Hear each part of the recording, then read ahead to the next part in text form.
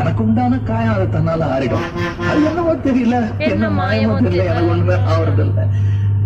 இது எழுதிக்க, நடுநடுல மானே தேனே பொன்மானே இதெல்லாம் போட்டுக்கணும். பாரு, எனக்கு என்ன காயம்னாலும் உன் உடம்பு தாங்கிடும். உன் உடம்பு தாங்குமா? அபிராமி, ராமி அபிராமி. அதை எழுதணுமா? இது காதல். என் காதல் என்னன்னு சொல்லாம எங்க அழியா வருது.